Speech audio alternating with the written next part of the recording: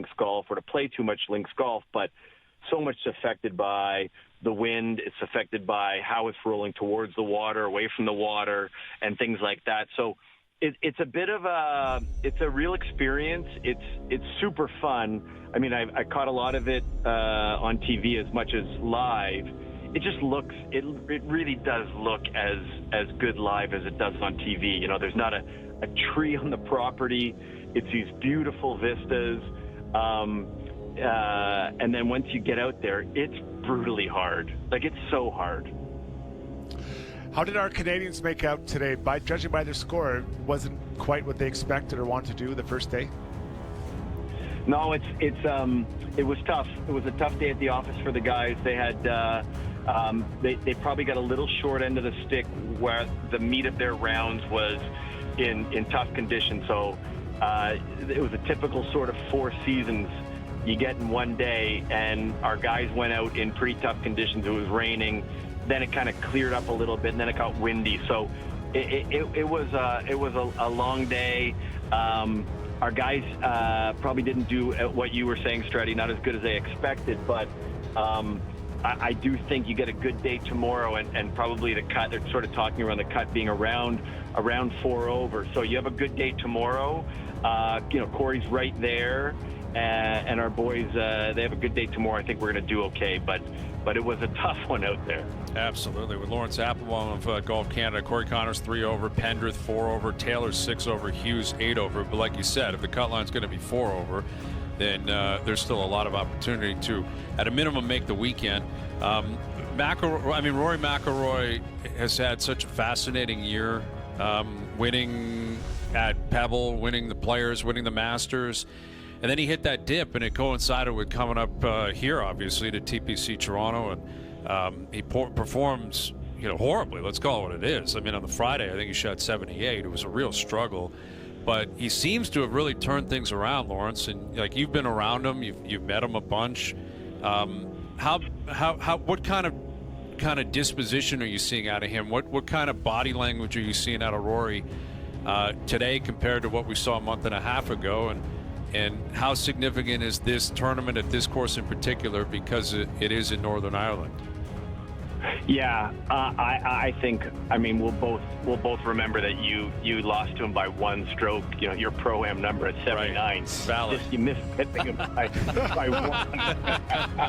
1. Almost had him. Bad read off your putt. Bad read off your putt on 18. Blame the caddy. You jammed me there. Yeah. He jammed you, but the thing was, nobody was more gutted, honestly, than Rory about just didn't have it up at TPC Toronto this year. And the guy was gracious and did everything that you can ever ask of the guy, and sometimes it just doesn't work out. And so we were excited that Rory has been synonymous with our event, the RBC Canadian Open, since when he went back-to-back, on the bookends of COVID in 19 and 22. And he's just been, such a great fan of our event and participated, and we couldn't have asked for more. The interesting thing out here, guys, is seeing, he's from nearby Hollywood, which is pretty funny to say, but he's from nearby.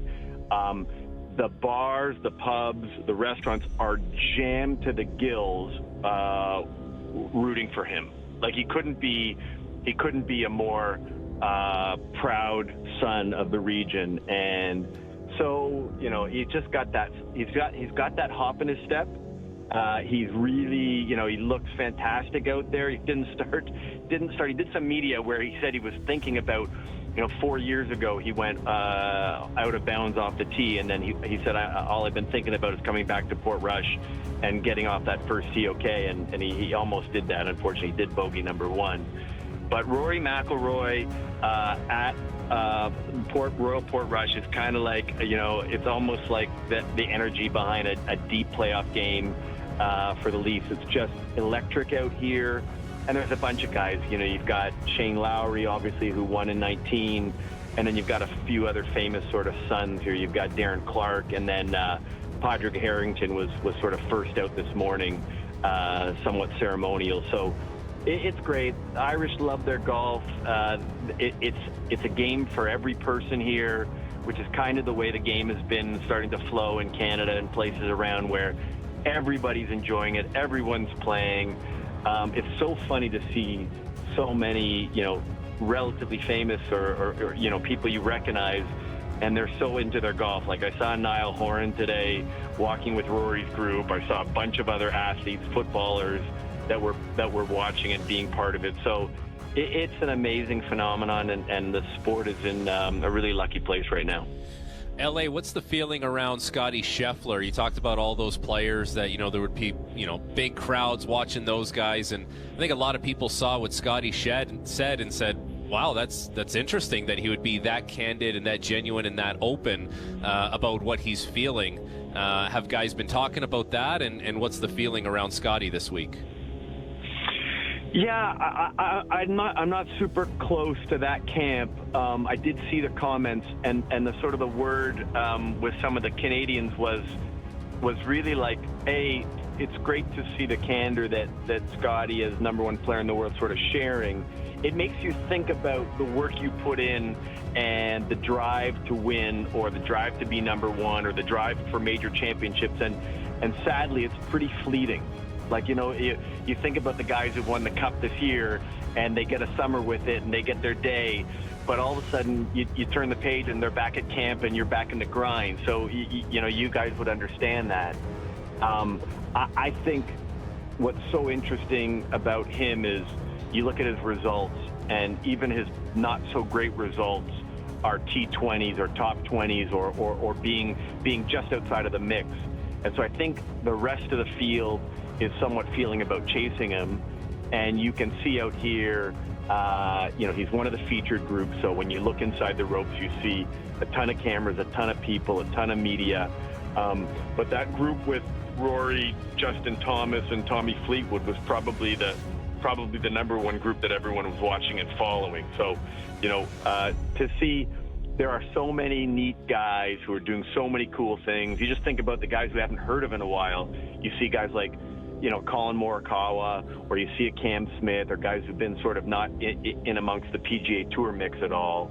And all of a sudden you say, okay, there's going to be something special out here. And it's just neat to see the buzz behind the Open Championship and the connection, in fact, that they have to the RBC Canadian Open and Canadian golf is really, really a special thing. Absolutely. Yeah, and we're just getting started. Day one is wrapped up, but we got 3 more, and we're definitely going to have Canadians into the weekend. We're going to have a great tournament over there at Royal Portrush. And he is Lawrence Applebaum, the CEO of Golf Canada, and he's on the grounds. So enjoy yourself over there, LA. You bring the clubs? If so, how are we playing? Yeah, the clubs might have snuck into the bag, not the carry-ons, but they might have made it in. Yep. And the beauty here is that you can get a relatively full work day in, and then sort of sneak out and whip it around. And so there's a couple tracks here that have been on the life bucket list, and we ticked off one with a very special place called Royal County Down. Ooh. So a big shout out to our friends who hosted us there. But that one's really special.